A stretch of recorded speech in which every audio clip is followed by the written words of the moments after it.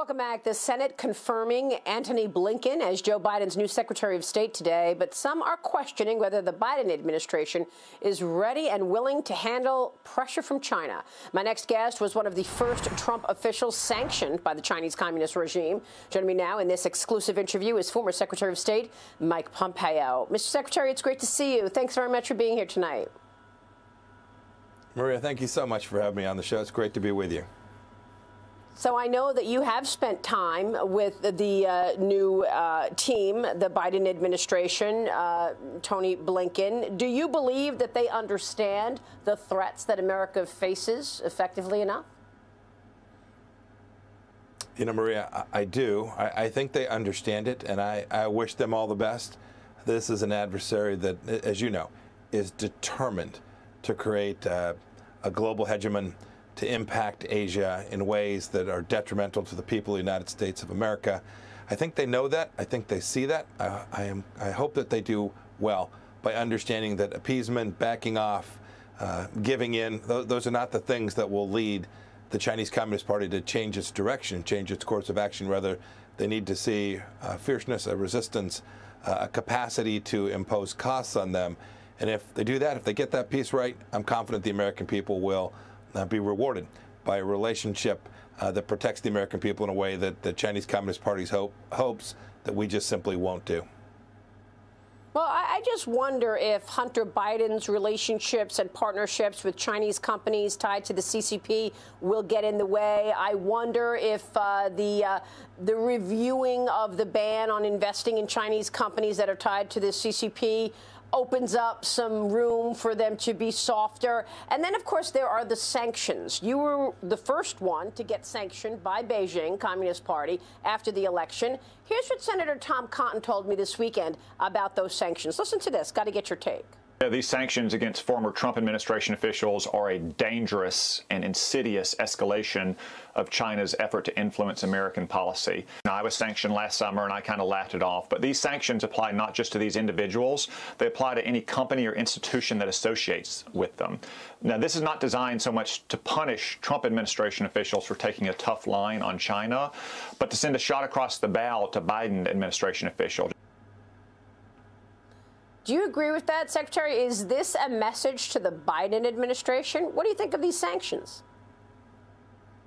Yeah, look, I think Senator Cotton largely has that right. I think this is something they want the current Secretary of State, the National Security Advisor, all the counterparts of the people that were sanctioned. They want them to be thinking about this when they're doing their calculus about decisions. I hope these officials won't take that into account. I hope they'll do the right thing, regardless of what it may mean for them personally. I don't have any doubt that the Chinese Communist Party was trying to send a message. But, Maria, it's important, too, to remember this is part and parcel of the Chinese Communist Party's behavior. This is exactly the kind of thing they've done for an awfully long time. And for 50 years, administration after administration turned the other cheek, allowed the Chinese Communist Party to run over America. And our administration didn't do that. We responded. And I think the CCP is hoping that we will have been an anomaly, that we will have been one administration for 4 years that challenged them, that confronted them, that protected the American people. And so I think they wanted to impose sanctions on those individuals who executed our administration's policy and implemented it in a way that will cause anyone else, not just the current administration, but those who come behind, people in business, will say that there's a cost if you challenge China. We need to be prepared to walk through that fire. We need to be prepared to get it right. And we have a duty, a solemn duty, as does the next administration, to continue to tell the Chinese Communist Party we're not going to go back to what we did. The appeasement policy of the last 40, 50 years of engaging and allowing the Chinese Communist Party to take advantage of the American people and destroy millions of jobs here in America, that's just unacceptable, and the United States won't tolerate it. Well, then why is Joe Biden banning the words China virus? I mean, in all of the things in terms of this cancel culture, now we are not allowed to say China virus, even though it originated in Wuhan. You also have Kurt Campbell, who is the Asia czar at the NSC. He was making money in China consulting. So was Tony Blinken. Is this going to get in the way? Are they going to say, well, wait a minute, China just told me if I push back on them, they're going to take away my livelihood? I mean, these are real stories. Hunter Biden and his ties to Chinese companies tied to the military. Does this get in the way of policy? These Chinese sanctions, Maria, these Chinese threats, they are real stories. More importantly, they are real facts that I think the American people need to know about and come to understand how it might impact American foreign policy as it relates to China. But make no mistake, I hadn't seen this banning of the term Chinese virus. I've called it the Wuhan virus almost since its inception. It began in Wuhan. It is in fact a virus that came from that place. We know that the Chinese Communist Party covered that up. We know that they disappeared doctors and journalists who wanted to write about it were told they couldn't. We know that, I think it's still to this date, the World Health Organization hasn't been able to see the most important elements of where this virus may have begun. These are things the State Department was talking about while I was a Secretary of State. We put out just in my last couple of weeks a few key pieces of information about some doctors who contracted something that looked like, were symptomatic of something that seemed like this virus back in November of 2019. These are important things. The American people need to know them because they matter. They matter for our health, for our safety, for our economic prosperity, and for our security. And I hope, and I'm counting on this next administration to do what the American people demand of them and continue to confront the Chinese Communist Party. Well, I'm glad that you put that information out. You're right. We learned because of you and because of your administration that doctors, scientists were getting sick in October and November of 2019. Shouldn't President Biden acknowledge China's role in the coronavirus? I don't know. Have you heard him say anything about the Communist Party's role in the coronavirus? And should the administration say something about these sanctions? Should they come out and say, you will not sanction a former Secretary of State? I hope they will. I hope they'll take sanctions against former officials the same seriousness we took actions that other governments tried to take against ours. I remember when Michael McFaul was attacked by the Russians, we came out and defended him. It's the right thing to do. More importantly, with respect to the virus, look, this virus has now destroyed thousands and thousands and thousands of lives, economic toll that is unequaled in an awfully long time. And it began in a place of Wuhan, China, and the Chinese Communist Party did everything it could to give itself the time to respond to it on its own terms. And it didn't do what it was supposed to do. Its duty to the world to let us know that this indeed had human-to-human transmission and that it had begun, this threat had begun. That was enormously costly to the American people, and those are facts. So, yes, I hope this administration and everyone in the world will acknowledge where it began and how the Chinese Communist Party misbehaved, and we'll make sure that two things. One, that there's a cost associated with that, and second, that we put in place processes. It's why we left the World Health Organization. It was a failed political institution. We have to put in place processes to make sure something like this can never emanate from China again. Joe Biden just is getting the United States back in the World Health Organization. Yes, I think that's a mistake. President Trump thought that was a mistake. We believed it was unreformable. It had become corrupt and political and had kowtowed to the Chinese Communist Party at the most critical moment, moment of a global health challenge. We didn't think it was fixable. We were working our best to make sure that there was a system that it could actually deliver a global health solution that actually helped health all around the world. We think the WHO has no opportunity to do that. And I hope I'm wrong. I hope it turns out that the WHO can fix this, but we couldn't see a path to making that happen. Well, they obviously went along with the Beijing line, would not allow the CDC in there to investigate the origins of the coronavirus back in March. You have called out China for crimes against humanity and genocide. Crimes against humanity obviously was used to prosecute the Nazis. So the question is, will the Biden administration do anything about it? Tony Blinken did agree with your assessment, Secretary, when you did call out the genocide and what's happening with the Uyghurs right now. I was very pleased to see that the statement that I'd made, the determination that I had made about this genocide was concurred with by Secretary Blinken. I think that's fantastic. It's true. These are real facts, and these are real people being truly impacted by some things we haven't seen since the 1930s, the atrocities that have taken place there, and the actions, the sterilizations, the forced abortions that are continuing to take place there are of historic proportion. And the world, not just the United States, but the whole world needs to unite and put costs on the Chinese Communist Party such that they change and stop these atrocities that are taking place there in Xinjiang, China. I want to move on to the Middle East and the great work you did in terms of the Abraham Accords and the normalization with Israel. But before I get there, Taiwan. It feels like Beijing is testing this administration. They are testing them with Taiwan. Obviously, 12 aircrafts on Saturday, 15 on Sunday, flying fighters and bombers into Taiwan's international zone.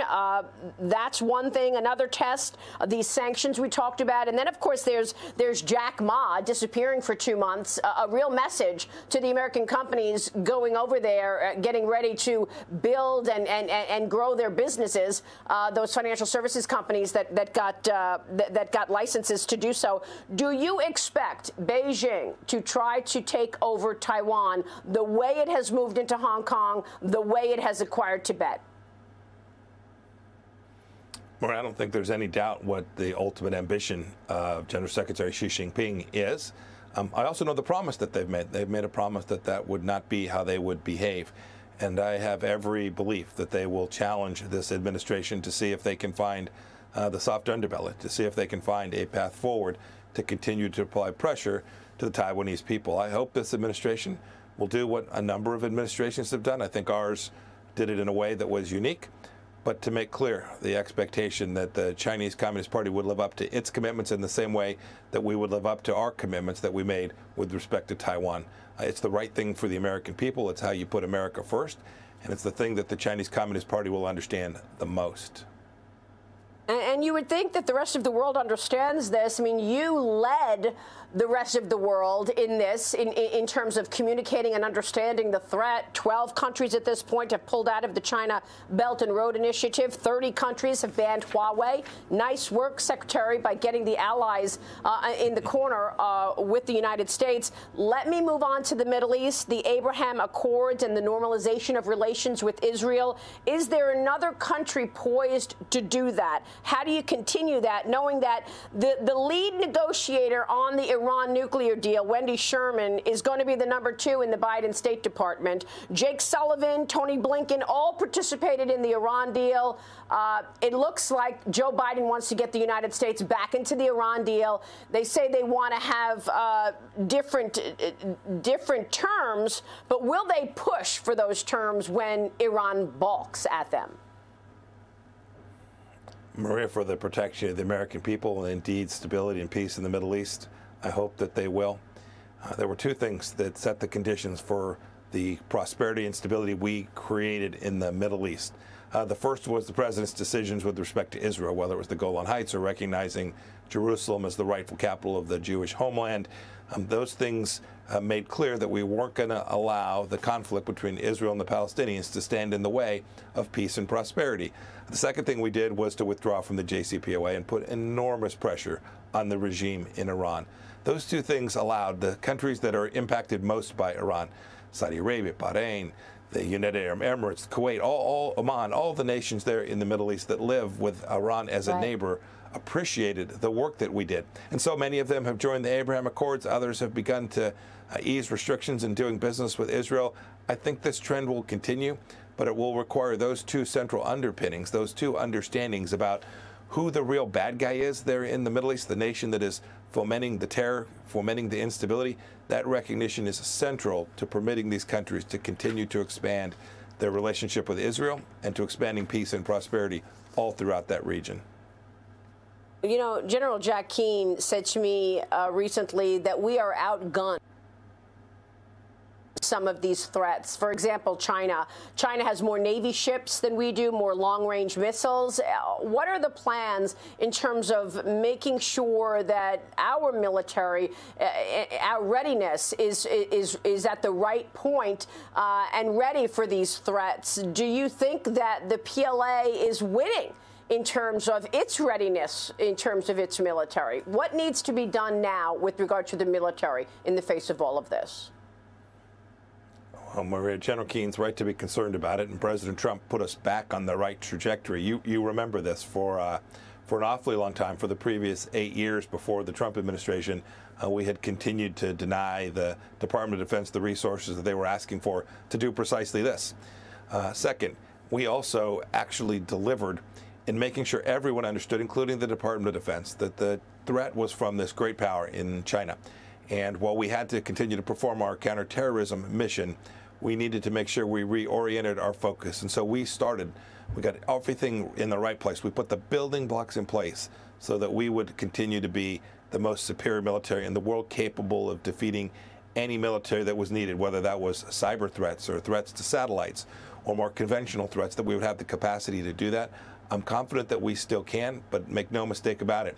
The Chinese Communist Party and its military, the People's Liberation Army, is doing its utmost to be a rival to the United States military. Well, what about Russia? G7 ministers concerned with jailing of Russian protesters. The Biden administration says it wants a new arms control agreement with Russia. We all know that Russia cheats. Is this a bow to Vladimir Putin?